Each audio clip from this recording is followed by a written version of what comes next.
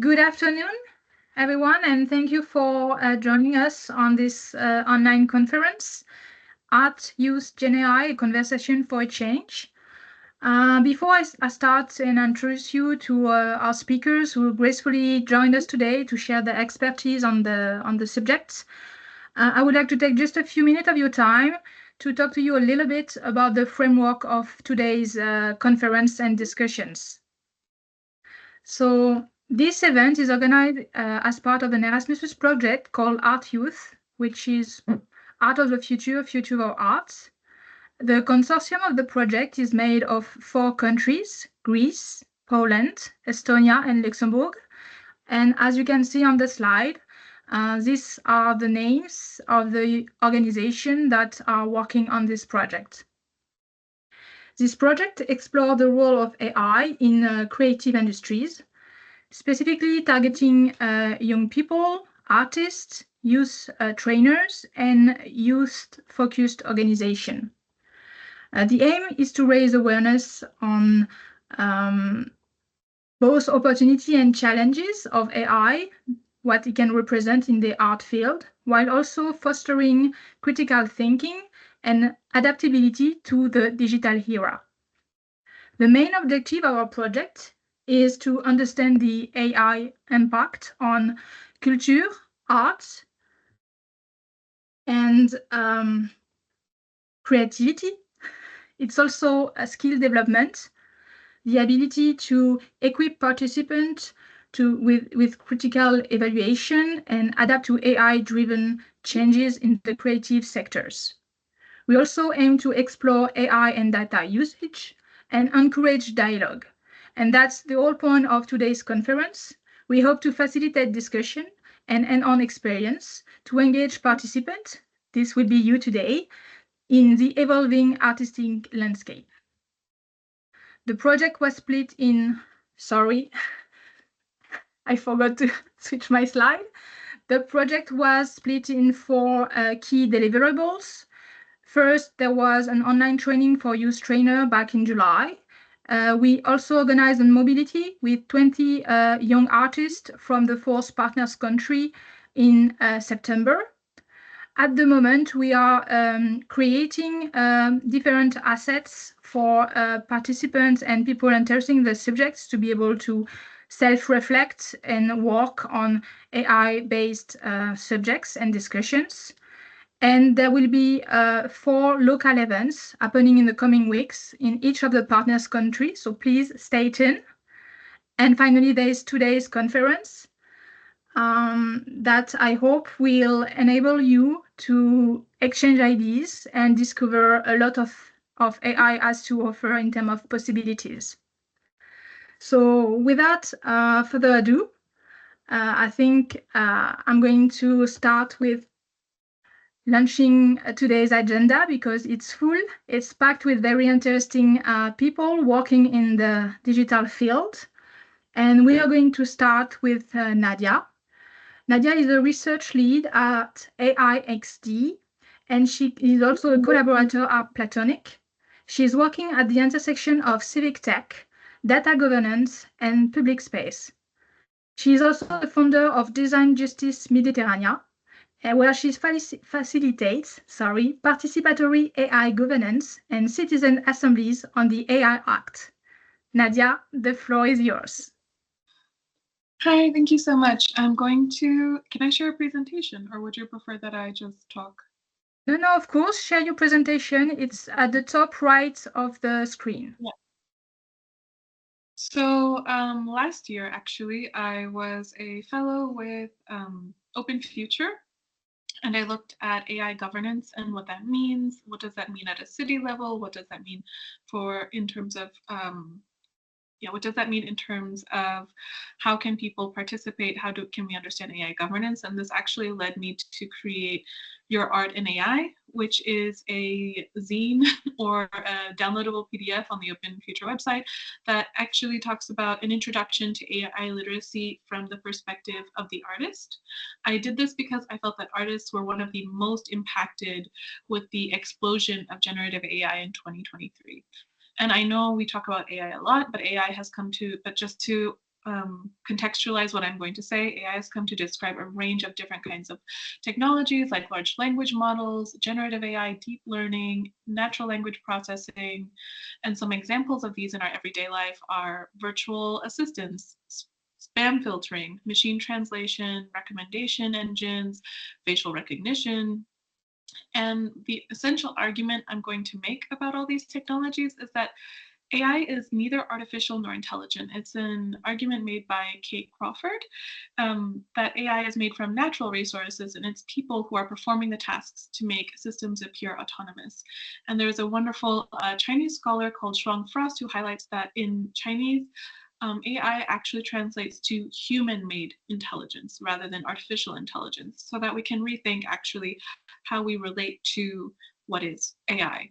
And also just to reflect on the many kinds of intelligences there are in the world. There's naturalist intelligence to be able to look at living things and have a sensitivity to their features and what they mean in the natural world, musical intelligence to discern pitch, rhythm, and tone, logical and or computational intelligence, existential intelligence or interpersonal intelligence, which is the ability to understand and interact with others, or bodily kinesthetic intelligence. These aren't just a list. It actually comes from a study done comes from a study done at the Harvard Graduate School of Education, just to expand on what intelligence could mean. Because AI today is far from being conscious, but it is worth thinking about what types of intelligence are being prioritized in the creation of AI. After all, the intelligence we prioritize in machines likely line up with the intelligence that we prioritize in our societies. We are not being confronted with a sublime form of superhuman intelligence, but a form of complex statistical modeling and prediction that has extraordinarily detailed information about the patterns of life, but lacks social and historical context that would inform predictions. So I would like to propose, it's not an original argument, that AI is a little bit of branding. That AI that we have around us is not a technology, but a brand. And like all brands, it is not a thing. It is an idea that is used to sell things. You apply a brand to a product or a service, you can increase the perceived value of it because of what it promises and represents.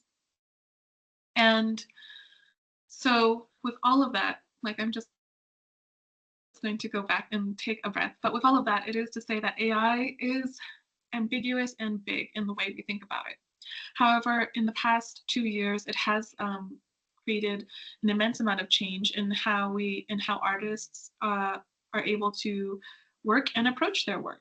But the fear of technology is not new in art history. Art and technology are not natural enemies. The work of artist and theorist David Hockney highlights that apparatuses, tools, and technology have always played a part in how we make art, from using lenses to trace figures to photography.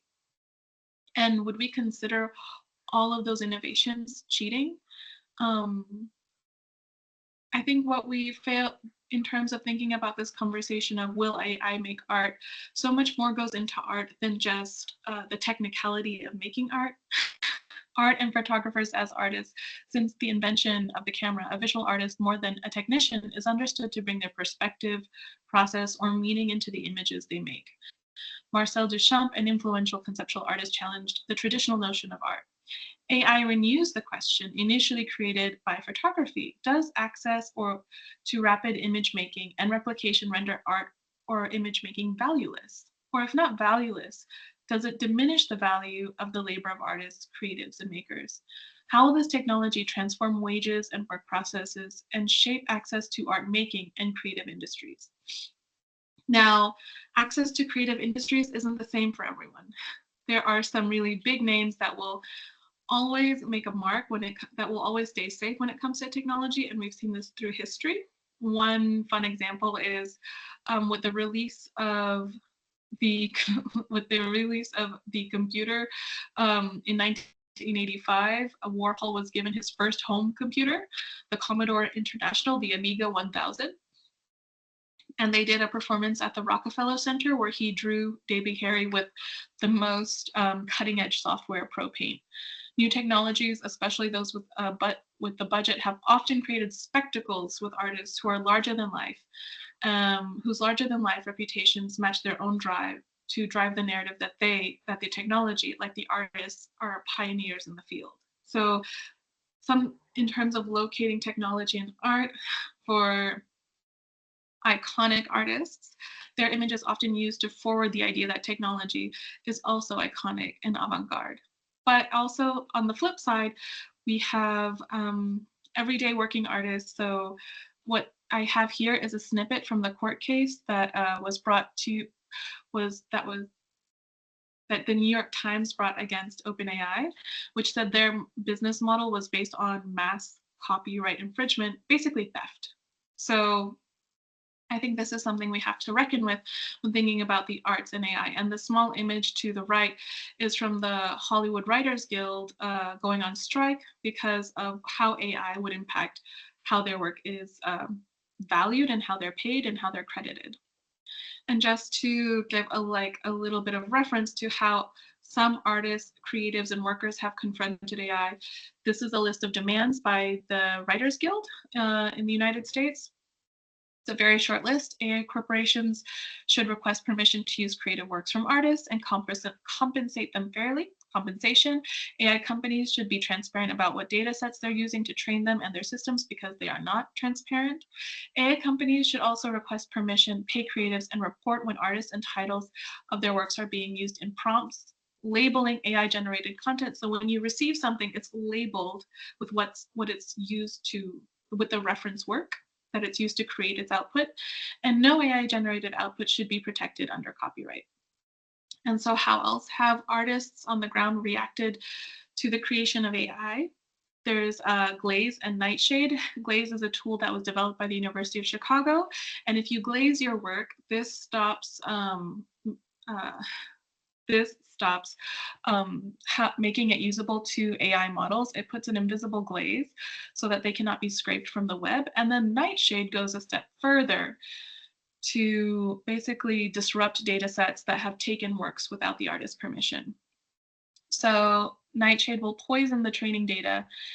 For example, data that once read as an image of a horse will be read as an image of an apple, rendering the outputs of image generators like DALL-E, Midjourney useless. The team hopes to integrate the tool into Glaze, giving artists the option as to whether to use the data poisoning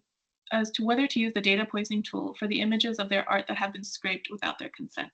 Now, some alternative models, because it's not all evil, is Tehiku Media, which is a media company out of New Zealand. And so Tehiku Media is made and managed by the Maori people. And so they have a radio and television station that they have radio, TV, and they have a tech company, and they use their own data, i.e.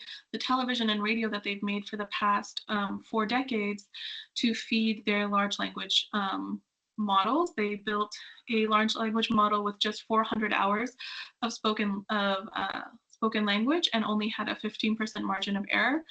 But they're interesting because their aim is not to generate output, but to preserve the integrity of their culture and language so that it can be shared across generations. And that changes how we think about how we design AI and technology. And another really lovely work that I enjoyed and that I was going to show a clip of was Once Upon a Garden, which is an archive of critically endangered and extinct flora from the Sahel region. And the artist Linda Dunia Rebis took all of this and used AI to speculate what was missing from the archive, because what she did was she looked at the archive of flowers that was available, and there was a lot of missing data, especially from where she lives.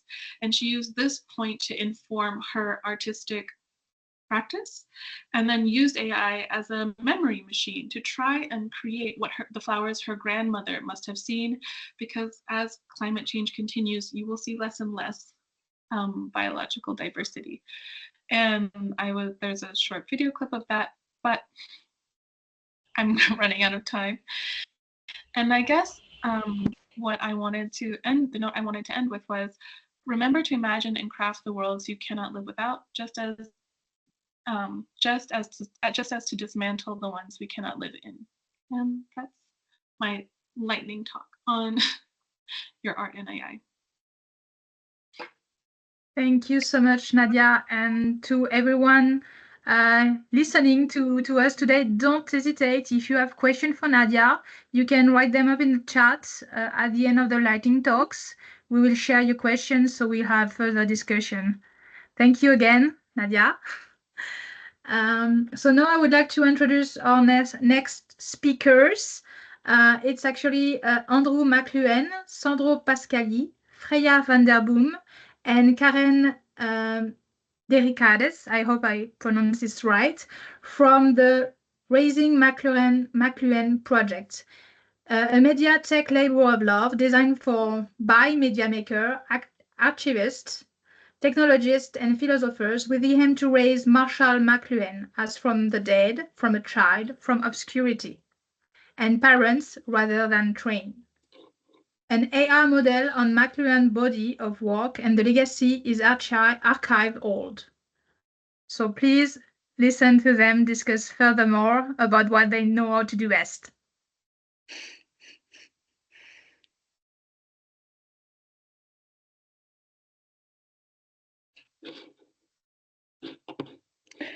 Caroline, I think you're muted. And I think everybody's muted. Andrew? Okay, sorry. Hello, everyone. Okay, I'm going to share my screen real fast. I know we have a little time and there's 4 of us. I really wanted to see that video, but I'm going to use next. Hopefully you share that in the chat. That was great, Nadia. Thank you. Can everybody see that? Yes. Okay, thank you, because I can't see you anymore.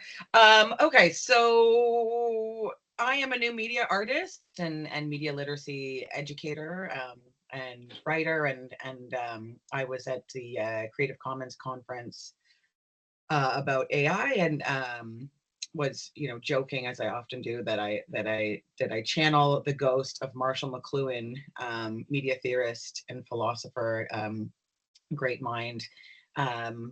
Well, in my studio, and Freya had proposed, well, then why don't we use AI and these language models to bring him back, and you can ask him kind of directly. And what was exciting about that is because I kind of just make this random joke, but once language, once a speaker has a receiver, it becomes much more specific, the endeavor. So what would I want to talk with Marshall McLuhan about? And certainly this isn't the first project or person to consider the idea of how these systems can help us kind of bring back somebody's body of work, somebody from the dead, and be in conversation with them. And I would definitely want to speak to him about his own media theories, specifically hot and cold media, and how these things relate to the things that I teach and the things that I make, but also new means of production, new media environments, new paradigms, and how these things affect us, not only our perceptions of the world and how we our sensory perceptions, but also culture, right, and the production of culture. And there's this very kind of interesting idea, both in immersive and in AI, of whether we are our minds or whether we are our bodies, and how all of these things are an extension of ourselves, of all technology are extensions of the human experience, and particularly AI seems to be really this kind of brain in a jar, or often the way that we talk about it in terms of intelligence, or kind of reduce intelligence to brain function, and neural networks, and kind of trying to approximate that using data and things that are data sets and stuff that are available to us. So I'm really fascinated by this idea. Of course, Marshall McLuhan, one of the most famous things he said was, the medium is the message. So very fascinated by this idea in general, in terms of the container versus the what's inside, form versus content, and how that meaning that is created is different depending on the environment that it's in, the channel that it comes through, the media that it is transmitted through. And this idea of kind of, okay, if we've got this is we're able to infuse this neural network or this language model with all of these things that he said and thought in this kind of, you know, floating brain, what would happen, what would be the different outputs in the ways that we might manifest this interactive, you know, interacting with Marshall McLuhan's archive. And yeah, he had a very, I'm sure Andrew's going to speak to this, but he had a very, very, very extensive archive and you know, all kinds of materials and to pull from between written and spoken and radio interviews and television, and at a time where, you know, lots of other archives have been digitized over the last 30 years. And I'm very interested with my work in archives and Creative Commons of how we can make these how we can interact with archives in response-able ways, in ways that they can respond and also kind of continue to be relevant in current day. And I am interested in, you know, how this can help us all become little McLuhans, in the sense of not in the genetic sense of that we can all become biological family members of Andrew, but that we can all kind of understand media to such a in depth that we don't get left behind, and that we're able to make sense of these rapid changes a little faster. And yeah, that's much of what McLuhan had to say. It makes a good deal more sense in 1994 than it did in 1964. This is a Lewis Lapham quote from a reprint in 1994 of Understanding Media. And yeah, certainly think that in 2024, there's still so much relevance. And that's why I'm working on this project with these lovely folks. Quick, thank you, Karen. There's so much to say. However, you know, Karen approached me after she mentioned her and Freya had thought about this, and I thought it was a very interesting idea. You know, as the previous speaker said, what AI is not one thing. It's a little bit like electricity in that you can apply it to many different things in many different ways. For myself, I have a challenge. Well, I have several challenges, but one of the challenges is that I inherited from my father, who was Marshall McLuhan's eldest son, a huge archive. And we're talking about, you know, 10,000 books, filing cabinets full of papers, hundreds of hours of recordings, published works, unpublished works, notes, all, you know, all kinds of materials. And there are a few big challenges. One is making sense and organization of them, making use of them for my own purposes. But then another is doing that for other people, because you know, I believe strongly in accessibility, and by that I mean making things available, but also making them approachable or usable. I think these are twin key meanings of this notion of accessibility. And AI, machine learning, is a technique that maybe makes that possible in a new way. Of course, there are possible ethical concerns. You know, it's one thing to talk about a body of work and raising that. It's another thing to invoke kind of Mary Shelley and Frankenstein and raising a body from the dead. And you know, there are definitely sensitivities involved, particularly because you know, I'm speaking about a family member, not just some abstract philosopher or thinker. This is personal for me and my family. So there are concerns there. beyond simple intellectual property or privacy. There are human concerns. But it's a large part of the nature of my family's work to explore and to discover, to test technologies new and old, to find, their nature, their structure, and their effect on us. And it's only when we look deeply into these things that we can, truly judge whether they're good or bad, or even think about using them ethically and responsibly. The first order of business is gathering information, and it's hard to do that unless you play around a little bit. So to that end, it's really interesting being part of this group and seeing this project evolve as we, experiment with various different ways of bringing the two things together, a body of work, an archive, and a new technique that is machine learning and AI in all its various forms. And I believe Sandro is going to speak more about that as well. Appreciate your time today. Thanks, Andrew. I'm just going to share my screen. Entire screen. Hi, everyone. My name is Sandro Pasquale, and I help businesses and organizations. Can you see my screen? Yes. I help businesses and organizations use AI to deliver value. So if you need anything like a training on how to manage engineering teams with AI, or how to use AI to develop your organization further, just let me know. My presentation is called The Beautiful Life, Turning Data into Memory.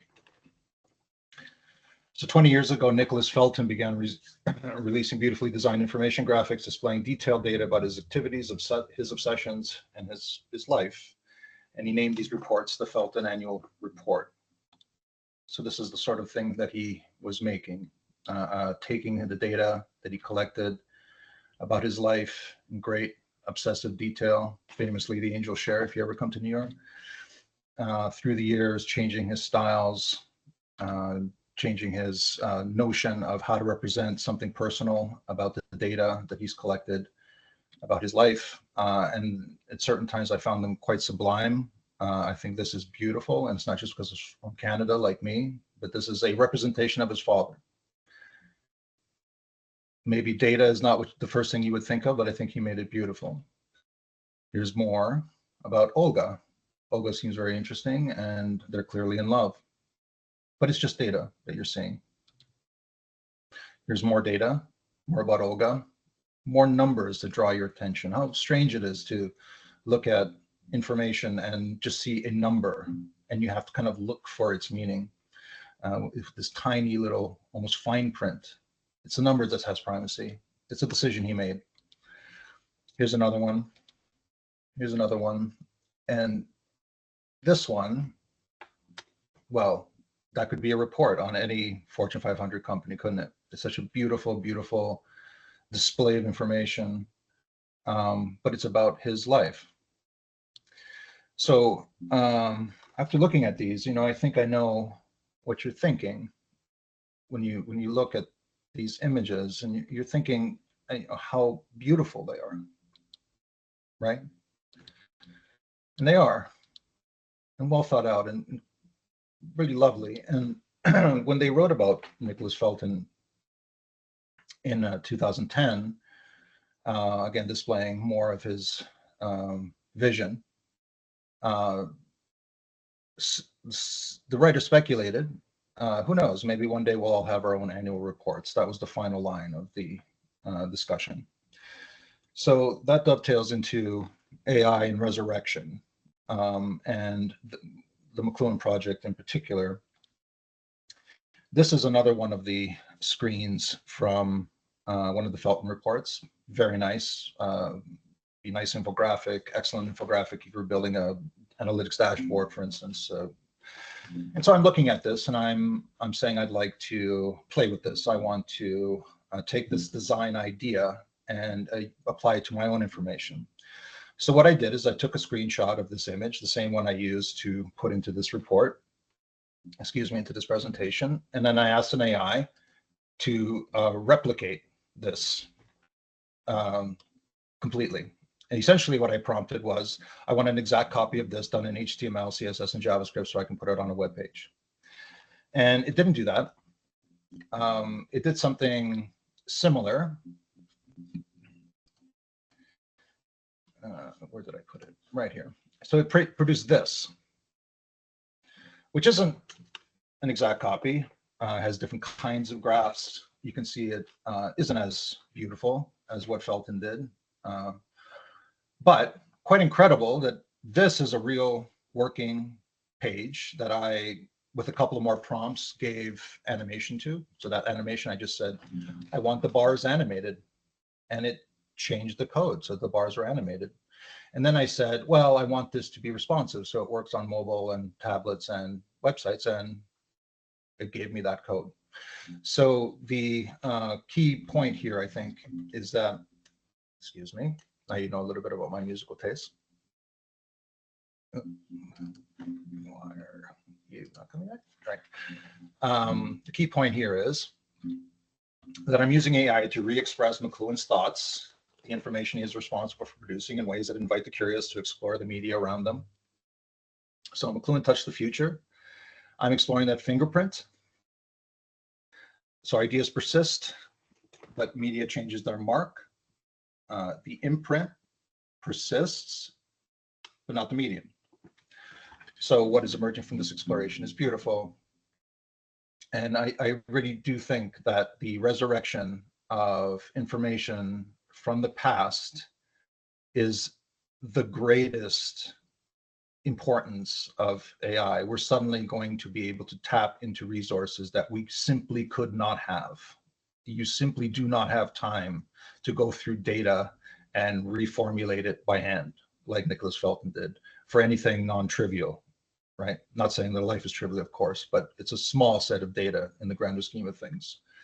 And that's it. You can check out my LinkedIn for some of my writings, and I'm going to be publishing some open source software on this. So that may interest you. Thank you.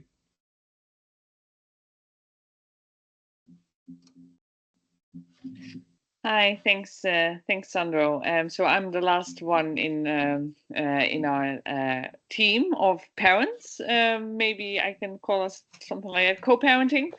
Yeah, raising Marcia McLuhan. I had an amazing chat indeed with Karen, where we just I don't know, we connected about the idea of, okay, what would it mean if we indeed have the opportunity to talk to anybody about their work in their own words? And yeah, I've been busy with the governance, so the legal and the ethical aspects of AI and disruptive technologies.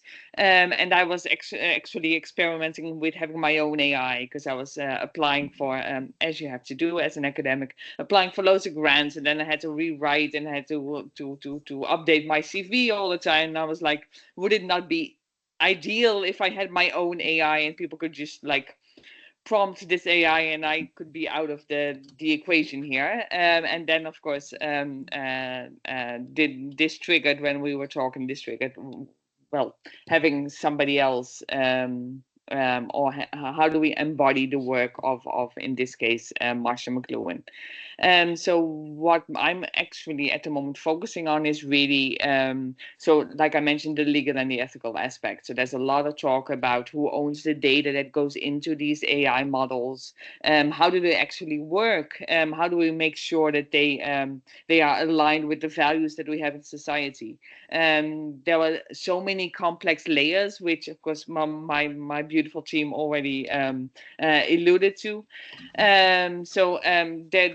There's this layer indeed of we are dealing with a living, well, not anymore, but we were dealing with somebody who was alive. So how do we also have the right to use his work and his ideas and to create something that maybe somebody might mistake from, is this actually what he would have said? So these are some of the challenges that we are dealing with right now as well. So how do we do right to the legacy of McLuhan, for somebody who is, of course, a family member, but we see that in real life as well. So people are using very personal data to recreate a person of their loved ones. I know that Laurie Anderson has her own Lou Reed chatbot that she interacts with. Did he give permission to do that? Should you be allowed to give permission after you die that your family members can then resurrect you? Maybe you don't want that. So there are a lot of these legal challenges that we are facing, and I'm exploring these. And I'm also using futures and foresight and speculative design. So this is a beautiful speculative design project, right? It helps us to ask, what if? What if indeed we all had this opportunity to train and to raise our own selves, maybe? And then we can give this to our family members and they don't have to mourn us anymore because we are still there. How does this change us? How does this change society? So what I love about this project is really that we can use these new technologies to question used technologies. And of course, McLuhan is beautiful in his sense that his theories are really interesting to see how valid are they still to help us understand the technologies that we are working with and we are increasingly inviting in our lives. And as he mentioned, this changes us as well. And this is something that there's not enough research and awareness and understanding of. So how are we being changed when we are interacting with agents who are not humans? They seem to understand, they seem to reason, but do they really? But then again, I don't really know how your brain works. So how do you translate what I'm asking you into giving an answer? And that's kind of the same with an agent.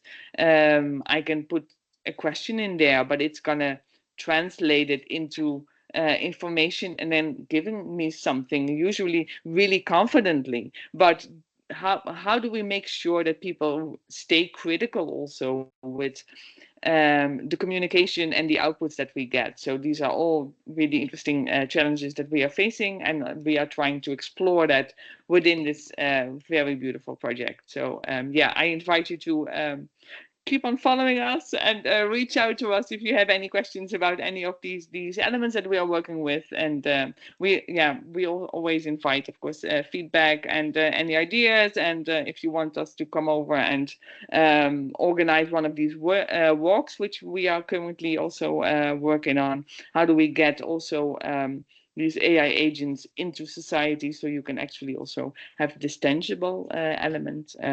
Yeah. That's it for me right now, but thank you. Thank you so much to all of you. Again, if anyone has questions, don't hesitate to write them down in the chat. We'll come into it in a couple of minutes.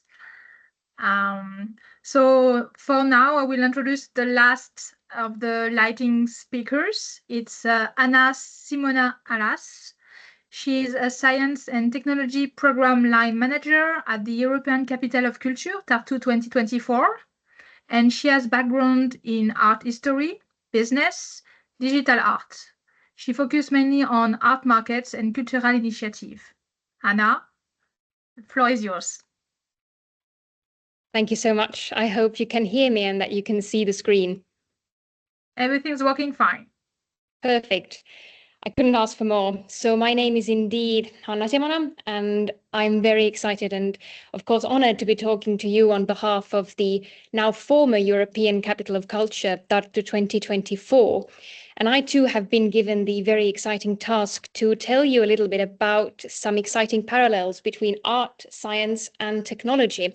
And I'm going to do that by sharing with you 3 lessons that we learned from organizing and producing one of Tartu 2024's flagship events, which is the Roji Kera Solar exhibition at the Estonian National Museum. And now this talk is not necessarily meant for academics, although you're very welcome. But I put this together with young artists and also artists of all age in mind, also curators, event organizers and producers in mind. So I hope you all enjoy it. But before I can share those lessons with you, I think we should all get on the same page as to what this specific exhibition has been about. And some of you maybe have already visited it. It's open until the 2nd of March in Tartu. But those of you who haven't even heard of it, perhaps, then I'm going to share with you a very short 30-second clip, which is sort of like a teaser trailer for the exhibition. And later on, I'm going to tell you what was it that you saw in this particular video. So I'm going to attempt the impossible and test the limits of technology right now. Just gonna put the quality on top and let's go with it.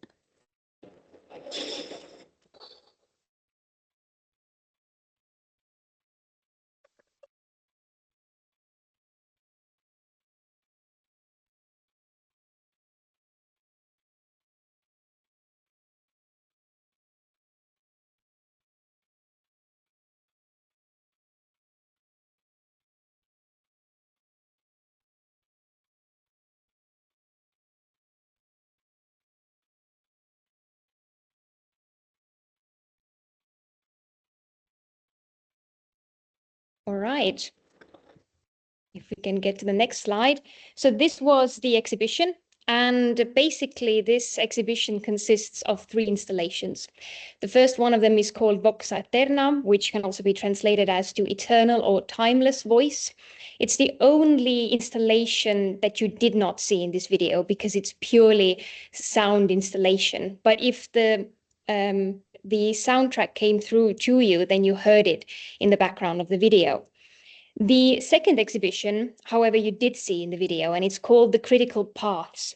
And it is essentially a 25-meter long corridor framed by mirrors and topped by LED screens. And of course, this is just a snapshot, but as you saw from the video, then these LED screens showcase a vast amount of not just random data, but it's actual genomic data provided by the Institute of Genomics at the Tartu University. And if you were to walk through this corridor, like my co-worker and model is doing right now on this picture, then you would be walking through the entire history of the genomics of mankind, which is a pretty cool experience, I can tell from firsthand experience as well. And the final installation of this exhibition is called Dataverse First, Second, and Third. It's the only installation that wasn't specifically created for this exhibition, but it was borrowed from an earlier one. And it consists of 3 huge screens. You can see the scale here. And all of them showcase a different set of data from various sources, such as NASA, CERN, or the Human Genome Project. And the whole point of this installation, although Ikeda doesn't like to talk about his art very much, is to reflect this constant avalanche of information that we're currently in today's world. So much about the exhibition, but I promised you that I wasn't going to talk about the exhibition itself, but I was going to share with you the 3 lessons that we learned from organizing it. And so the first lesson may sound even as a bit of a heresy when we consider the title of this conference. But nevertheless, I have to say that the first lesson we learned was that even though AI is a fascinating phenomena, it does not mean that you have to use it simply because everybody else seems to be using it. Now, obviously, AI is a hot topic in every sector right now, including the art world. Hence, we have a conference about it. And of course, this can create a lot of sort of fear of missing out among young artists, but artists of any age and curators. And you might feel that if you're not doing technological art with AI, then you're basically flirting with the idea that your art may become irrelevant or that people are not really interested in it. And of course, what I have to say here is that the exhibition you just saw, Roji Ikeda's solo exhibition, was created without any use of AI, at least to our best knowledge. And we were a little bit concerned about whether people would be interested in coming to see an art exhibition of technological art where AI is not involved.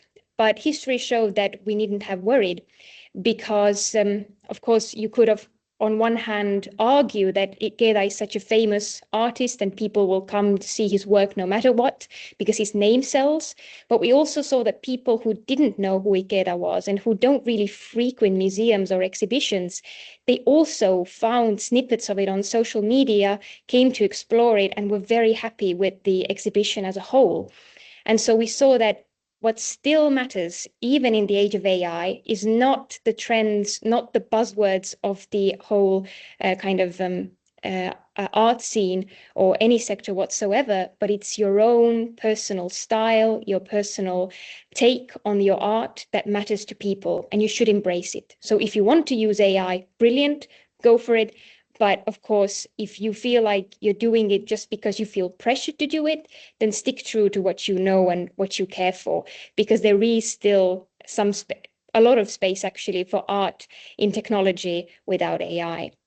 But if you do wish to use AI, then the second lesson is for you. And what we learned was that you shouldn't think of AI only as a visual tool, like a self-drawing pencil or an intelligent canvas, but you should also think of it as your personal tutor.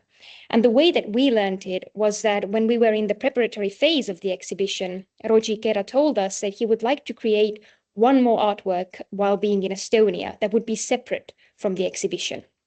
And he was very certain that he wanted to create a cycle of choir songs that would be presented by the Estonian Philharmonic Chamber Choir. He wanted to write the choir songs from scratch by himself. He was very excited about it. We were very excited about it. The Philharmonic Chamber Choir was very excited about it. But there was only one problem. While Kera had very successfully composed electronic music before, he had never composed classical music. He had never composed music for the human voice. He had only done so in electronic sort of bits of sound. And he didn't have any formal training in musical theory, but he really wanted to do it. So he turned to AI and he used it on one hand to learn the necessary musical theory to tackle this task. And he also turned to this sort of high tech to learn how to compose literally one note at a time. So what I want you to remember here is that even though we think of AI perhaps first and foremost as a visual tool, you know, for data visualization or for morphing and rendering images or videos, then you should also think of it as your personal tutor that can help you as an artist move between different mediums. Like you may be a filmmaker and you want to become, say, a textile designer, and AI doesn't create that product for you, but it teaches you how you can do it, and you can therefore maintain a lot of your own signature style in it. And the final lesson that we learned was that AI, you know, gives us a lot of different opportunities to expand our knowledge. And you as an artist shouldn't be afraid to seek partnerships with research centers. But if you do it, then please be transparent about it. So as I hinted before, Ikeda has worked with many scientific institutions, and for this exhibition, he worked with the Institute of Genomics at the University of Tartu. And I think a lot of young artists, and well, who are we kidding? We ourselves felt perhaps a little bit concerned in the beginning that maybe scientists who seem to be obsessed with numbers and hard logic and not so much with creative expression at first glance, that maybe they were not going to be as enthusiastic about this potential collaboration. But actually, history showed that it was the exact opposite, because it turned out that a lot of scientists are actually quite flattered when artists approach them and say that, hey, I've been looking at what you're doing, I really like it, and I would like to, you know, I was inspired and I would like to do some kind of a creative work around it. And we also found out that scientists, which you probably all know very well, are not that different from creative people, and they are creative people as well in their sense. But the similarities lie in the fact that they are also usually night owls. They don't like to wake up early in the morning. They don't like to come to the office first thing in the morning. And so we found a lot of interesting similarities, and the tension dropped almost immediately because we understood that at the end of the day, everybody's really excited to share their work and be proud of that as well. So if you are excited about some branch of science, then do approach those partnerships with research centers. Not everybody may say yes, and not everybody may say yes right away, but you should try it nevertheless. But if you do approach them and you plan to use AI in your art, then be transparent about it. Already the previous speakers talked about some, ethical issues, legal issues. These are definitely the ones. And if you use different applications, then research centers have very specific internal guidelines as to what kind of data you can put in certain applications. So be transparent about it. So these have been the 3 lessons. First of all, that you don't have to use AI if you don't want to. Don't feel pressured. Fear of missing out is simply just that. It's a fear, not a fact. But if you do want to use AI, then don't think of it only as a tool, but a tutor. And of course, don't be afraid to seek partnerships with scientists. They are very excited to work with you. Of course, the scientists in the room today can argue or vote for that, however you wish. So I thank you very much for listening, and I very much so hope that you have fun experimenting and creating, and I hope that the next big exhibition we're going to have in the Estonian National Museum will feature the work of somebody who's right now listening this talk. So thank you so much, and see you in Tartu.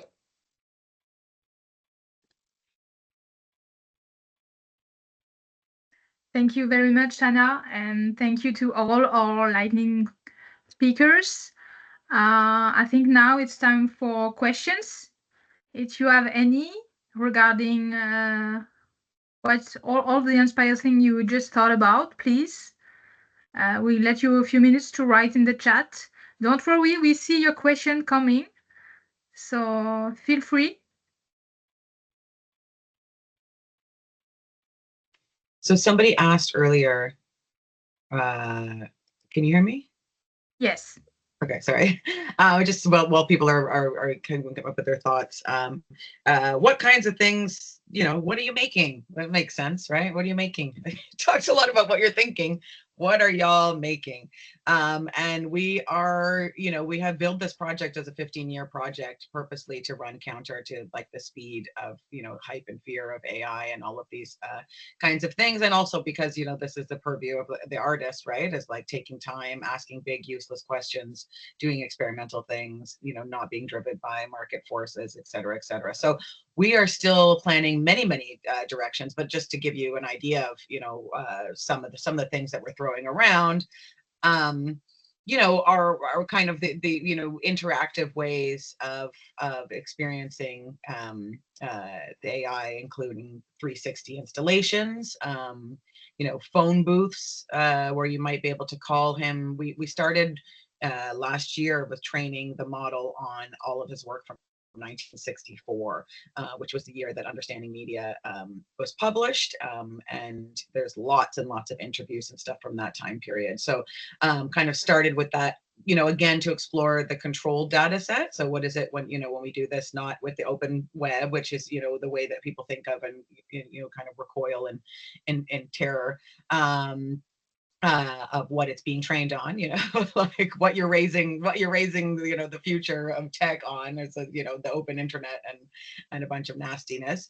So we started with 1964. So this kind of idea of time is also an element that's very interesting to us. So, could you kind of time travel and be able to speak to him in 1964, or 1955 or 1974, and what would be the difference in his thinking at that time? What would be the difference that therefore entails the the training, and then into the future. But so in terms of physical artwork, we're looking at kind of immersive experiences that might be purely auditory, that might be purely interactive, like chatting, that will also be installation, that would use, augmented reality, extended reality, and different situations to bring, serendipitous opportunities to life, like sitting at the park with Marshall and discussing, the latest chapter that he recently edited for publication at a particular time in history.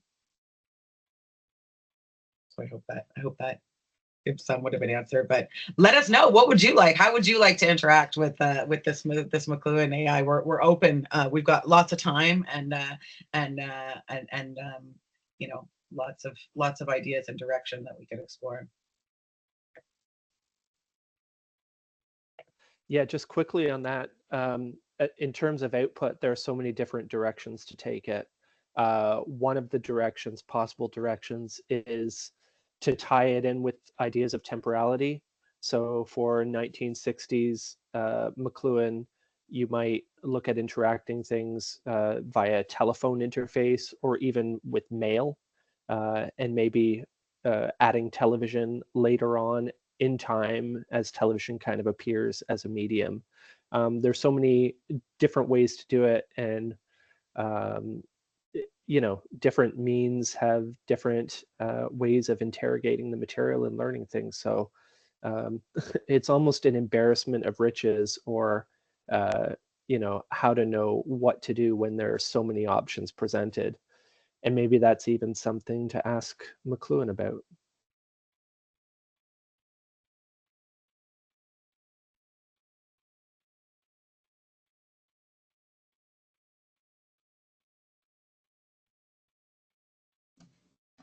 Okay, so we have a question for Anna, actually.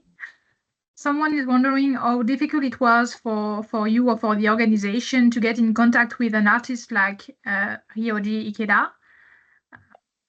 Yeah, As that's you a great said, he's a big question. name, so Yeah, well, he's one of Japan's leading artists, so yes, a huge name, and it's a great question.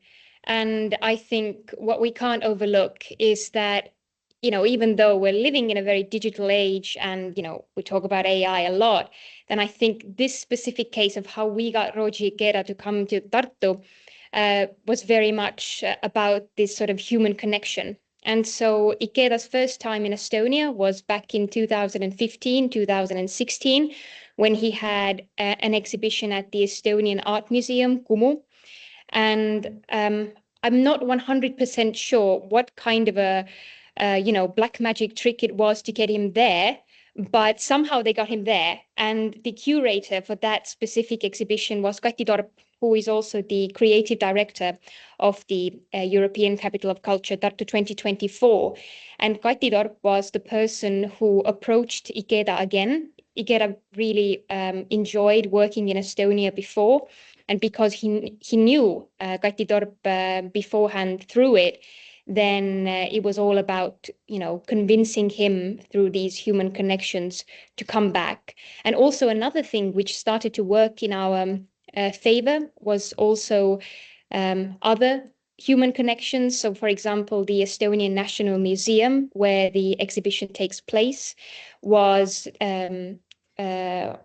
designed by a rather famous architect, Tsuyoshi Tane, who's a great friend of Ikeda. And I think they're also at one point were neighbors.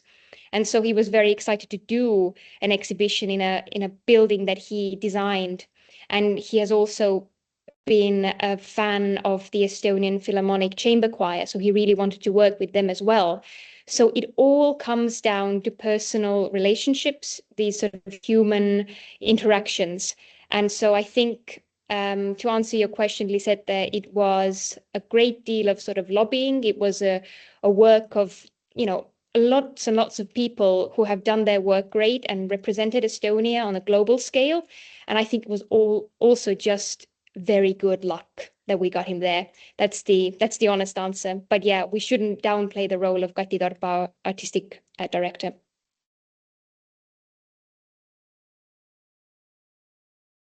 thank you, Anna. We have a question for Nadia now.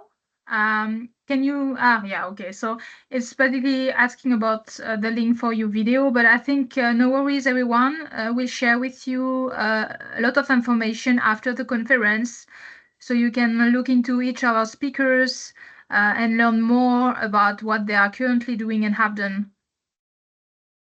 Yeah, I can share. For some reason, I'm not able to access the chat, but I can send you the email with the link. Yeah, perfect.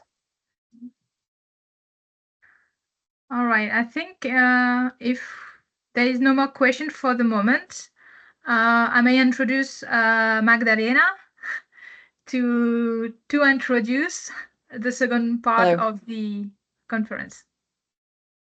Hello, everyone. Thank you so much to all the speakers for showcasing such interesting projects. We are so very happy to see so many people joining us today. Now we're going to move into panel, and we will talk with our great speakers about redefining creativity, collaboration, and cultural impact. So why don't I introduce the speakers right now?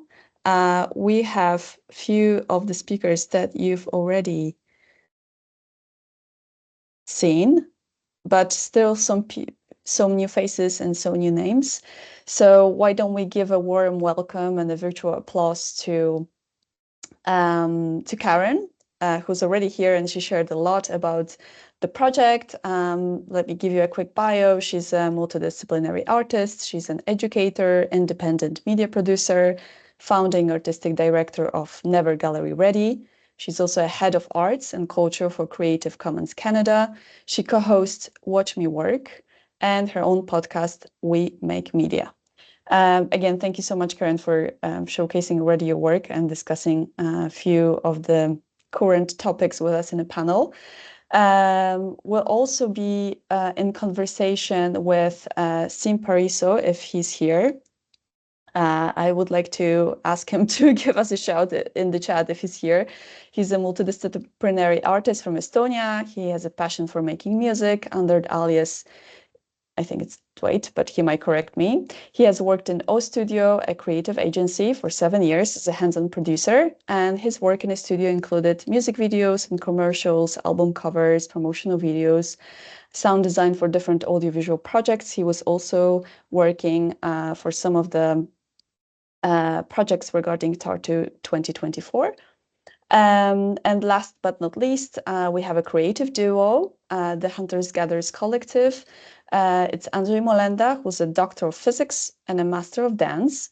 And currently he's at the Institute of Microelectronic and Photonic in Warsaw and Technical University in Łódź. His experience in various areas of science and dance and pedagogy resulted in physics and dance educational program. We also have Zuzanna Kasprzyk-Molenda, and she's a graduate of ballet school in Gliwice and the dance theater department of the Academy of Theater Arts in Krakow. And as a freelancer, she danced in several productions in Poland and abroad, and she's currently a PhD student in the Academy of Music in Łódź. So before we're going to dive into the panel, let me see if we have Sim is here. Just a minute. I need to give him the right. Okay, so in the meantime, why don't we start with a broad question, and Sim, if he hears us, will also have a minute to think about this topic. So maybe let's start with Andrzej and Zuzanna, because we've heard from Karen about the project, and I would really love to hear a little bit about experience of your creative process in AI. And the question is how do you see AI? Do you see it as a tool, as a collaborator, or something else entirely in the creative process? Maybe you could share a little bit about your recent project and tell us how AI contributed to the execution of this project. You want to start? Mm-hmm. Yeah. So we created a performance that is called Cyberwheel. And it was last year, actually, 2023. So we already consider it as a sort of a historical performance. You know, it's like we started using ChatGPT and it developed so quickly. So right now, when we were trying to recreate the same thing, we are sure that the performance would look differently now, just because of the development of the tools of artificial intelligence. And first of all, we used only ChatGPT. It was a very new tool. It was sort of like a very fresh and sparkling idea to use it, combining it with text of William Shakespeare. But rather than using it just as a tool and just like something new but superficial, we wanted to dig into the idea of language model, the idea of algorithm that is behind it. But at the same time, we did this little theater trick, and we tried to treat ChatGPT as a partner. So not as much as a tool, but we wanted to see how, let's say, how strong it is in terms of an AI, how much of a personality is there, how much of the strong AI idea is behind it. And to be honest, it was quite disappointing on this term. So we could not really find a partnership with AI. We had to really overcome a lot of difficulties. So it was not so easy as we supposed at the very beginning, and it was not so fascinating as we supposed at the beginning. So eventually we had to employ a lot of our creativity to make the performance looks good and to make the performance make sense in a way. So for us, this process of creating with ChatGPT was a lot about discovering the tool and what can we do as artists with this tool. And one thing we realized working on it was that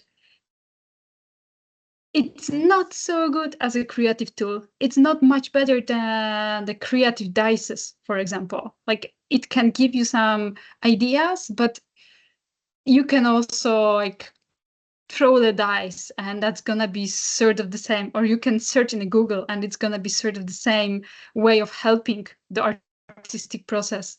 So it's not so much as a creative process, but at the same time, we looked at the creative process, or it emphasized the creative process as a process of decision making.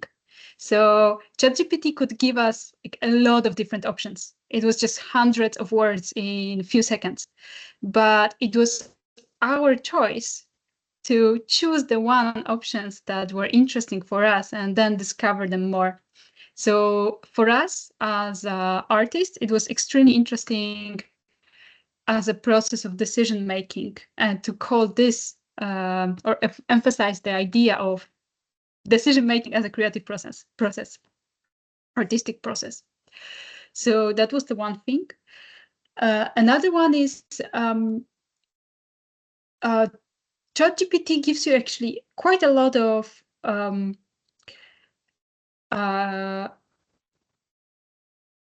freedom. It gives you quite a lot of independency.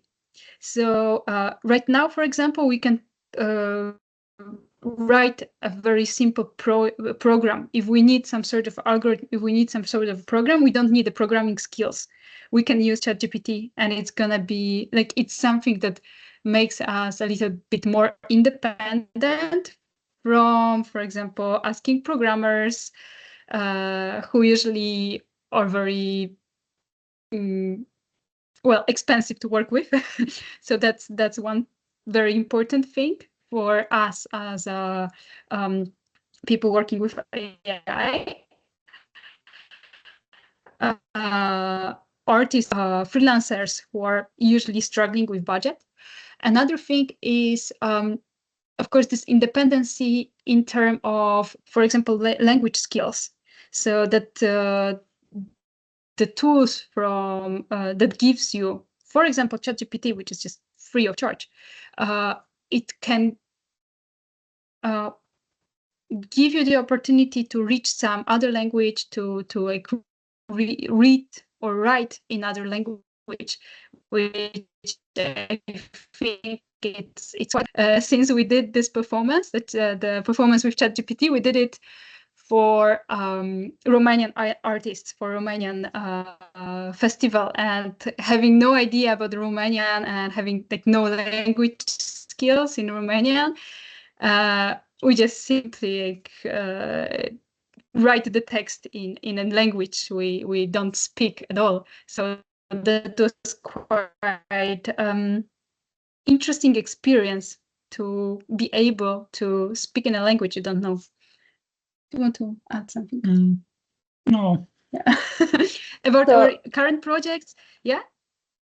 So it seems that it has kind of, I mean, you on the one hand, you describe it a little bit as a tool. On the one hand, it seems that it facilitates certain areas of creative practices. On the other, because you can reach different audiences. On the other hand, it was disappointing, or maybe not as satisfying as you were expecting it to be. And I was wondering what are thoughts of Karen on this? I know that AI is such a big part of this Maclaurin project. So how do you see it? Is it as a tool or collaborator? Is it a form of partnership? How do you see it? Well, besides the McLuhan project, so I'm a remixer and a collage artist, and you know, I say, can you hear me? Am I like I'm very pixelated and like weird on my end? Okay, I'll just Yes, we can hear you. So, but it's interesting, you know, when you're saying that, it was reminding me of my first experiences with it. So for me, my process often begins with like search and find, or working with an image maker, right? So I have an idea. I'm not an image maker. I'm either looking for it in stock images, in Creative Commons, in public domain, and in physical world to, you know, digitize and work with, or I'm working with an illustrator. And my experience with image generators was similar to what you're describing when you first started. I was like, what? Like, it's so much easier to find same pageness, right? To find the same page, which is a difficult thing in any creative process, right? I've got this idea. I don't know how to make it come to life. You've got the skills. I've chosen you based on your portfolio or whatever. And now we're going to get started. Now we have to find, no, that's not what more like this, less like this, right? And you do this through kind of a vision board process and whatever. And so I'm like finding that with the image like I was like, this sucks. Like this is easier to find the same page with another human's brain. And I already have these tools for communication, right? Like you were saying, you're already coming from a place of, you've got to practice, you know, theater practice, and you know, collaborate. And so there's this new language, right? And then there's, you know, so it's interesting because you're talking about the language model, and I have questions. I have a bunch of questions for you, but you know, like, yeah, it's I found, I mean, again, it depends on your work. I was working with the free Midjourney stuff at first, right? Which is very different, you know, when you're working with a server, right? Which is, I swear I'm going to answer your question, in the sense that the collaborator piece, right? Like, is it a collaborator? Is it a tool? You know, when you're working, like there's, you know, there's the definition, you know, there's the word magic, there's the definition of the word magic. And then there's the word magic when I use it in context with somebody who I've developed a relationship with, right? When I say magic to you, because I've said it in these other contexts before, you understand what I mean because of this, this, and that, which is the same relationship you develop with a server, right? When it's your own server. And because I was working with a free open one, we're all training it. There's not that kind of lexical, there's not that language relationship, right? Where we develop a common language where we can speak quickly and understand each other because of the meaning that we have co-created, not because of the definition, right? And so, yeah, and then with ChatGPT, I found, like, I was mostly doing experiments. Like I was trying to see if it could take like a narrative, like about the arts, or like, you know, about artists not getting paid well, right? Like emails we've written before of like, no, the reason my fee is so high is because I went to those 10 meetings where you didn't pay me. And I was trying to see if it could actually change narratives, right? Like if it could make it persuasive, right? Like if it could make a persuasive argument, if it could use anecdotes, if it could use analogies, if it could actually change the conversation. And it cannot. Cannot whatsoever. It's very sycophantic, it's very passive aggressive, it's very you know, it doesn't. And then I was taking writing articles I've written and putting it in there and seeing it edit it, and it was like horrible because it strips the form down to the content, right? And ideas are not that original, but it's the way that we express them that makes an art form, right? And so it was pulling it down to the idea, and I was like, well, this idea is not very interesting, and it was articulating it in a way that I didn't recognize my own voice, right? It like took away my voice. I know people use it to develop voice of a character, and I've never used it in that way, so I can't speak to that. But yeah, anyways, I had the same disappointing experience, which of course it changes, and I don't know what year you were doing this in, and every time it updates, it's a different situation. And I wanted to ask just like what language you were doing it in, because of course, English is so dominant in this, in this new paradigm as it is in the internet and search engines, and what kind of data, what you're finding with the metadata that's marked in other languages, right? In languages that aren't as dominant as English. Before we're going to dive into that question, I would really ask, I would really love to say hi to Sim and ask him also whether he has some comments on that, and whether, in what capacity does he use AI, if he's here.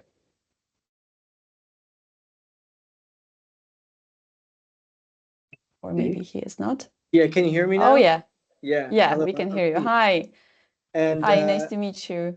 to meet you. Unfortunately, I'm working at the moment. I'm on a shooting, so I found a little space to do this one. I didn't really. I wanted to be here like as a full-time moment. So anyway, the question was like, how much do I use AI, as I understood correctly?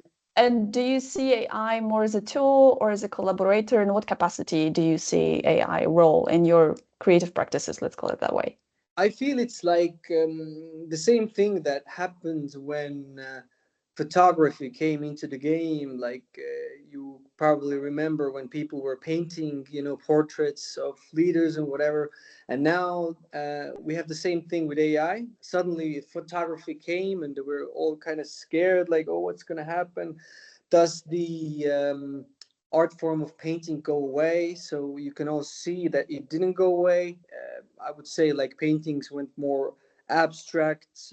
They have a different impact on people, and I think the way that I use AI is the same. I see it as a tool, as a friend. If you, for example, use ChatGPT, you can ask questions, you can have a debate on something. I take it with a grain of salt. Everything that I like hear from it, I don't take it like for granted. I definitely think it's wise to think, check all the facts, I mean, and stuff like that, if you're trying to, for example, do some schoolwork with it. But as a tool, yeah, I totally feel it's like a hammer. I would say you can just use it to broaden your skills, have something. In my experience, what I did was like I had some abstract animations I had to do, for example, and it does very well. You don't have to waste your time in After Effects doing stuff or filming something to maybe morph it afterwards. I think it's okay, but it definitely will take away some work from people, and we kind of have to be wise enough to think how we're gonna win in this game, and probably somebody is going to get like losing their job, and it's kind of inevitable, and we have to kind of see what happens in that way.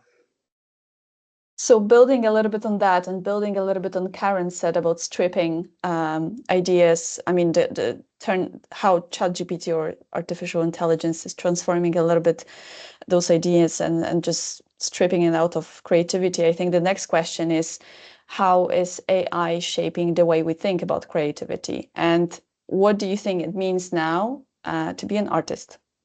And I think let's maybe start with Andrzej and Zuzanna.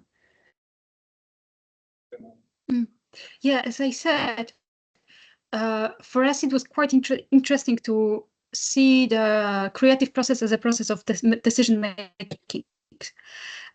What is interesting for me, what I want also, like what is valid for this particular project. The performance artists, we tend to think about each project as an individual thing. So we need to think about the audience. We need to think about the other artists we are collaborating with. And for example, with this particular one with Cyberwheel, we had the topic of William Shakespeare work. So that was something new for us also, to work with text, to work with William Shakespeare's work. So that was also in this moment, unfortunately, ChatGPT was not very helpful because it was lying a lot, like it was hallucinating a lot. We tried, for example, that was our hope at the very beginning, to create, for example, a new Shakespeare play, like to create or hallucinate a new theme, a new scene even from Shakespeare. And the set output was that it was just not good enough. Like when you compare Shakespeare to, who was a genius, of course, to whatever ChatGPT was creating, it was just so much worse. And it was just very, very one-layered, let's say. It did not have the dimension. It did not have multi-layer thing. So at the very end of the story, we had to write most of our text by ourselves. So that was, but it still, I need to emphasize, it was the very beginning, and we also mostly worked in Polish, very visible, like how the ideas from English ChatGPT, like when we were working in English, it was much better. It was much more developed than in Polish. Right now, it's sort of similar. It's not that bad, but that time it was a huge thing. So I can add 3 thoughts to that. First of all, the chat that we work on was not trained for mimicking the Shakespeare. If we would have the network which would be trained to mimic Shakespeare, the result will be different. Second thought is about the creativity. I think it is always our response. And for me, it is entangled with the question about your first question about if we treat it as a partner or not, or as a tool or not. Because if it is a partner, it is a partner which is based on probabilities. Not necessarily for me, the probabilities are aligned with the accidents and random event which can occur in life for a person.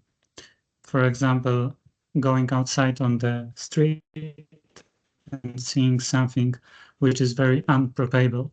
So this is my second thought. So the question is for me, and it's open question for me, whether this probabilities is connected with the random event. I'm not. And the fact about it is with what was created by British cybernetics in the 60s, and it was ideas of homostats, which were developed to give the real-time feedback to the words as a single thinking or feedbacking unit. But if you think about, especially the early version of the ChatGPT, it was trained on a certain database, and at that time, I'm not sure about it, but I think at that time it wasn't that responsive. So in a way, it was responding to the past, which is somehow for me not aligned with how we learn. Of course, we have some database which is based on the past, but also our bodies react in a way in the time which is present for us at this moment. So those are my 3 thoughts about this. Such an interesting thought, and I see that Karen's nodding. Do you agree, Karen? Yes, yeah. I mean, there was many points there that I agree with, but absolutely. yes, No, but I mean the last one about the past. What do you think about this? Absolutely. I mean, and I've been saying this for ages, and I'm gonna put a column that I wrote, just shameless plug, but it's similar to some of the points that are being made, but just that, like, when people talk about this as novel, it's crazy making to me, because the meaning of that word, like it's not, you can't possibly create something new, right? It's painting with the past, right? Like it can't create new things. It is the opposite of speculative, right? Because it is building on, it is looking backwards, right? Like to data sets. So like we can do speculative things with it, right? Like we can, like Freya was talking about. But it does not generate like novel or new things, right? And I think somebody was mentioning earlier, and this is something that folks have said, like, yes, it invites more people in, right? We can green light ourselves, the old production, like especially in production, right? Especially in stuff that costs money. Like I'm a new media artist, so all I really need is like my computer and some Photoshop, which is not that expensive. But certainly for filmmakers, for like for many different media, like it is, it's revolutionary, right? Like because you don't need to be greenlit by the studio. You can start doing things completely inside your computer, which is the freedom that I have, doing like solo art, like not a group sport like art or whatever, where I just need me and the materials, you know what I mean? So this is amazing, for filmmakers and stuff. Like this is like, that's radically changing stuff and bringing in new voices and bringing in existing voices who have been like in the corner yelling like, can I get my turn? Like when, that they can now green light themselves. But again, those are two different things, I guess. That's the discussion of like, oh, how many new people does it bring into the arts? And what does it do for people who are already creating, right? And are using it as a tool within an already existing practice that like Andreas and them spoke to, like, takes a lot of tweaking, right? It's a new tool, it's a new, you know what I mean? Like it's like a new camera, like a new piece of equipment. It's going to take some time to figure out, like if it's a new material and you're a sculptor or whatever, like there's a learning curve, right? Like it's not just but yeah, it's not creating new things, it's working with old things, which is fine, as long as we're aware, you know what I mean? Like every piece of technology, every material has its affects and its capabilities and its shortcomings, right? Like not everything can do everything, right? But yes, I think that like any art form and like any process that is mystified to audiences, there's this magical, like, holy crap, like the first time you put something into an image generator and it creates, like it's like, wow, right? That's Sorry. No, that's okay. It's such an interesting concept, because in the same way, I mean, you were saying that it kind of retransform what does it mean to be in the art or an artist, but in the same time, we are talking about democratization of art creation. And it means that, generally speaking, this is a very new, let's say, creative word. And since another panel will be with young artists, I want to finish this panel, because we have literally 2 minutes, with your advice to young artists who are just starting to explore this sector, or maybe even generative AI in their work. Considering how much experience you have, and already this experience has changed over the years, what would you suggest them to do, or how to approach this? If Seem is here, maybe let's start with Seem, because he had a little time before. Seem, are you here? Okay, so maybe Angie and Susanna can share a few thoughts, and then Karen. For me, it would be, think of it as a hammer, as Seem said, as a tool, and not about the goal itself. Because for me, it's not about creating an art with artificial intelligence. It's about creating a good art. And if you're using artificial intelligence or not, it's not really the main goal. And I think it was already here as the first point of of Hannah's presentation. So that would be my advice, let's say. Perfect. Thank you so much, Karen.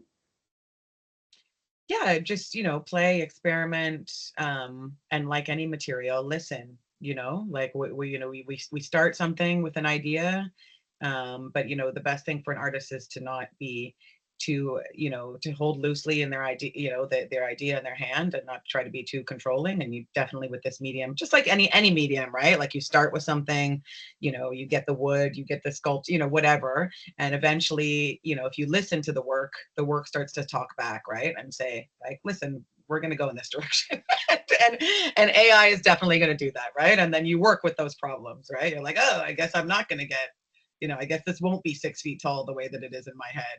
What if it's a small scale version? Like, what if I create the illusion of height? So just, yeah, but definitely play with these tools and experiment, but don't think they're going to create a practice for you, right? Like you're still going to have to do all the tough stuff, which is develop, like, what are the ideas that you're exploring, and what is your process, and what does that look like? Well, I'm really curious to hear what young artists have in mind when hearing those comments. We're going to dive into second panel, and Lisette will be moderating it. In the meantime, if anybody has questions to either Karen or Andre or Susanna or Sim, please just add them in the chat section, and at the end we'll maybe have a few minutes to respond to them. Thank you so much. Thanks so much, guys. So hello everybody from me. My name is Lisette, and I will be hosting the second panel. The panel is talking with the young artists we have here. So transferring perspectives, artists reflect on learning and creating with AI. Before we start this panel, I will quickly introduce our speakers who I'll be discussing these topics with. First off, we have Lea Novikov. She is a young artist from Estonia, who dabbles into both traditional and digital art. And she pushes creative boundaries in game design and music as well. We have Enoi Eros, who is a Greek visual artist and a graphic designer who has a big passion for 3D design as well as sculpture, and he's a big architecture enthusiast.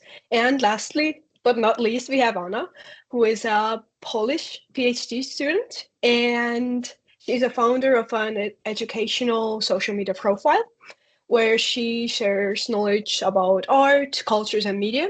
And she has done a bit of research, so to speak, on artificial intelligence, on art, and its impact on culture. So thank you guys for joining me. And I think, starting things off, I think, Anna, you're the first best person to kind of ask the first question. What were your thoughts on the generative AI before coming to the mobility we had in September?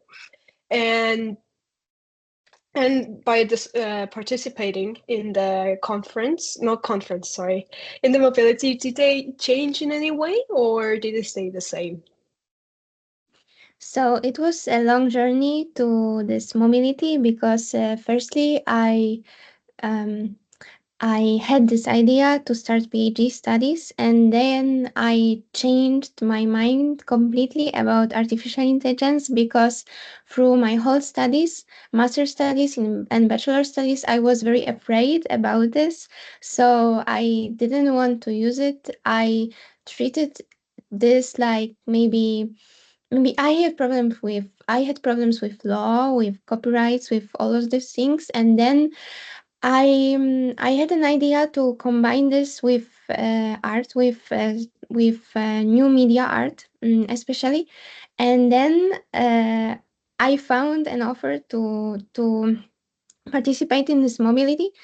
So during mobility, I found many like ideas and maybe motivation to start my PhD studies, which are about this topic strictly.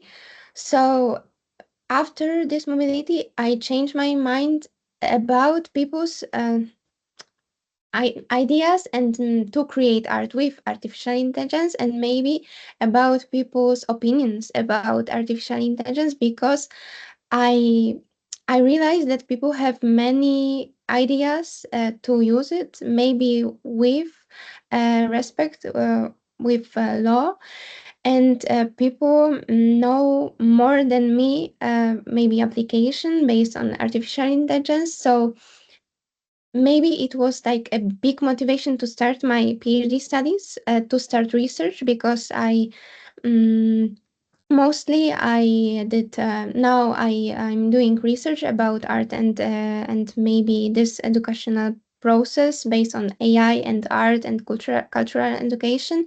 So it helped me to start with fresh view, with maybe more positive view on this. So this is my opinion about this topic.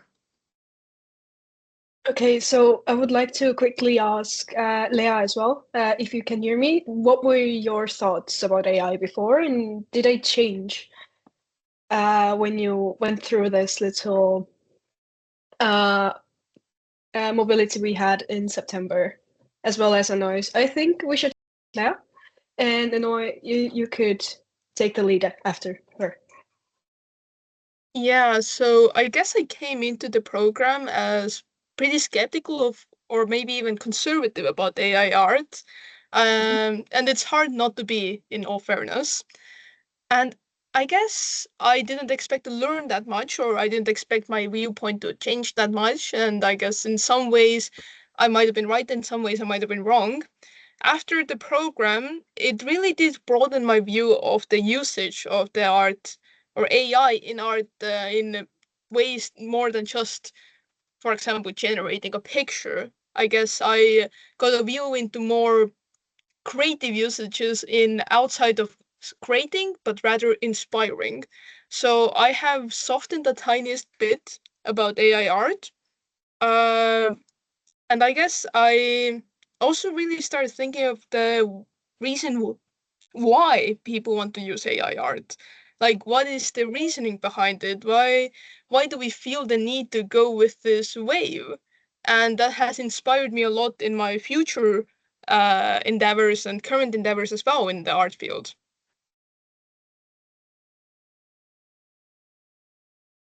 And Anoy, can you hear us?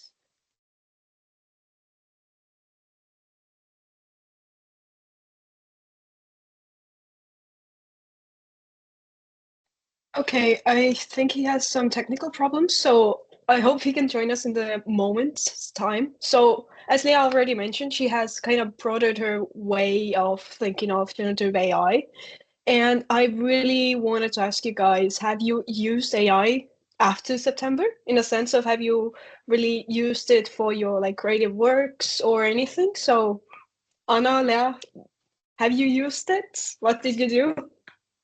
So I regularly use ChatGPT to create ideas, not maybe create whole content, but create ideas to create content to social media, to create sometimes ideas like brainstorm with. I'm doing brainstorm with ChatGPT to create maybe idea for conferences about my research topics. And of course, I use in more artistic view AI options on Photoshop application to edit photos, to maybe add some backgrounds. So I used mostly these two applications, these two options of artificial intelligence. I think for me, I did try to use ChatGPT again. I tried to give it another go, but after the program, I guess I've started to see more of the cracks in the system or the flaws in AI and especially generative AI. Because when I did try to use it to gather ideas or write some text or something, it seemed flawed to me or even harder to deal with than just writing it on my own, which really has made me think a lot more about the programs behind it. And I guess the further contact I've had with AI is that I have discussed with a lot of tech professionals and people in the field who do use AI and develop AI, how it works and how it is used. And I've maybe even started using it for different things such as analytics or helping in scientific research rather than in art. So I've kind of diverted from the art way with AI and gone into more science way. So, as I've understood both of you, the biggest problem or the, how do you say the better way, challenge with AI, the usage of it is the kind of the learning perspective or the lack of kind of creativity on it. And it's more for kind of being like a work buddy in the sense of bouncing ideas. Is that correct? That's how I understood you guys. Yes, I Okay. think so. I think so in case of copyrights law, because for me, for example, for research, AI law is very important, but it's not like now we don't know exactly what is possible or what is not. So, for example, for me, so I try to not to use photo generators, like because I have problem with that I can maybe break the rules. So I have problem with this case, and maybe I think is the biggest problem in case of education. So I can add that I had in this semester, in previous semester, winter semester, I had classes with students, and most of them generated tasks in AI generated like ChatGPT and Midjourney. So, for example, posters, and I used AI detector. So I checked that. Of course, it's not always correct, but sometimes the score was 100% of AI. So I think that we need education, like for example, such mobilities, to understand correctly what we can or what no. Okay. That's really interesting. I mean, Leah, you have kind of mentioned in a way of you kind of use it for research purposes. So, in a sense of if you do some artworks, some creative artworks, do you feel like you can't physically use the interrogate kind of AI into it, or you are more prone to using it just for maybe if you're doing like a big artwork, since you do digital work, you're more prone to use AI as a background, or you still would prefer using kind of yourself as a full artist? I think for me, when I do art, it feels human. It feels very handmade for me, even when it's digital art. And what AI is, basically, it is a software that pieces together a lot of things into one thing. And that is not fully really human in that sense. So I don't like to bring it near my art maybe at all. I try to innovate in the field of digital art, especially as much as I can, just so I wouldn't have to use AI. So I would find ways to innovate to be different, but still without bringing this into digital art. I just simply think AI has much better usages outside of art than it does inside of art. Can you hear me? Yes, now I can hear you. Hi. Yes, I hope you're doing finally. okay. Hi again. I think I would ask you the same question as Leah. What Since was it? you Sorry, are a because I'm creative trying person. with technical issues. Yeah, that's totally fine. Are you using art like generative AI in your art? Do you feel confident if you're using it, or you rather steer away Look, from it? yes. Also about my experience in Tartu was a great experience, and as a leader artist, collaborating with other nationalities, with artists from other countries was great. Trying to explore these dynamics between art and AI.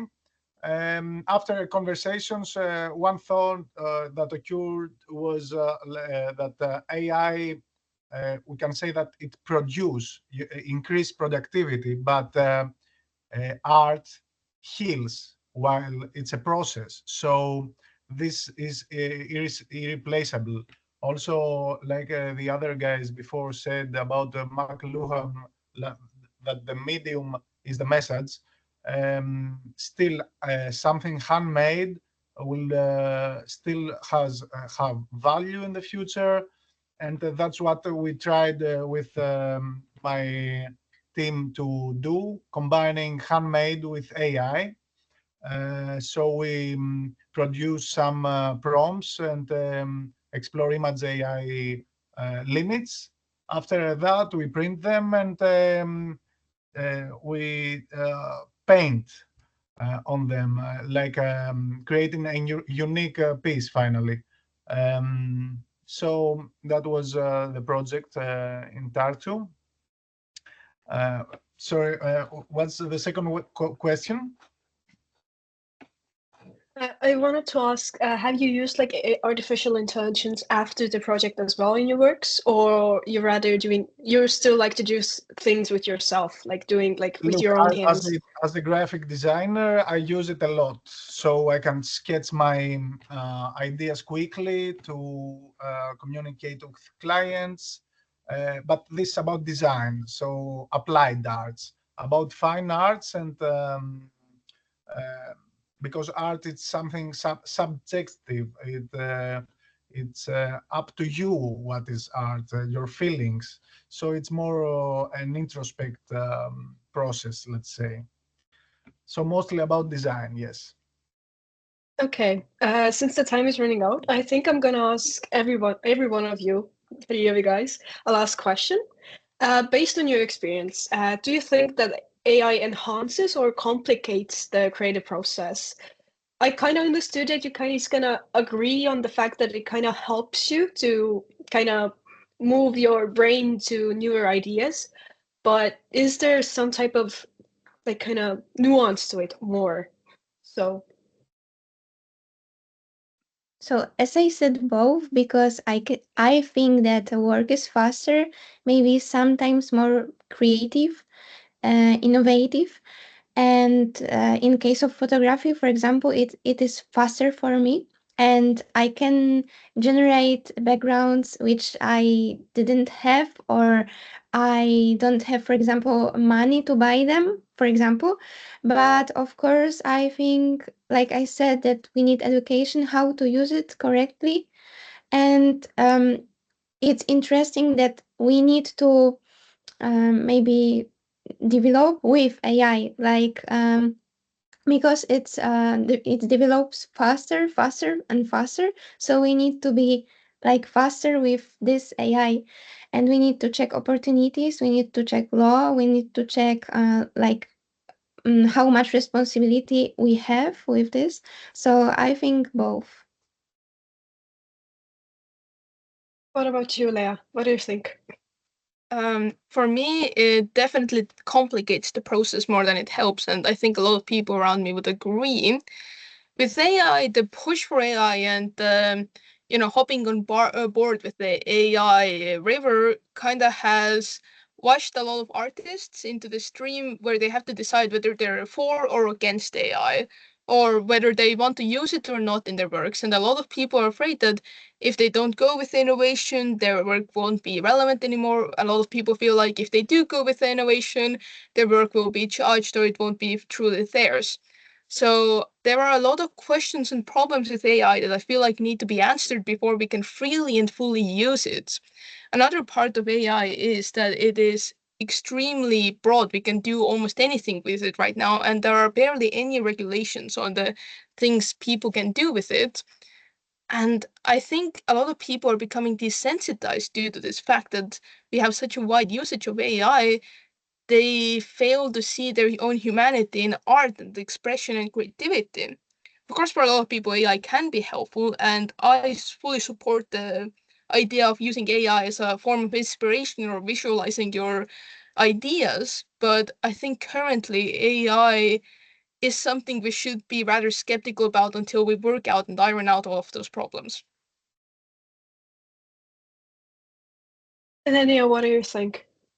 Yeah, I would agree because it's very simple to use. That's why it's become more complicated. Also about the policies and the rights, but also about the process, it still remains the question what finally defines art, and how we can communicate as humans based on AI context is still an open question, and I think we should be aware of it. Generally speaking, yes, making more complex process.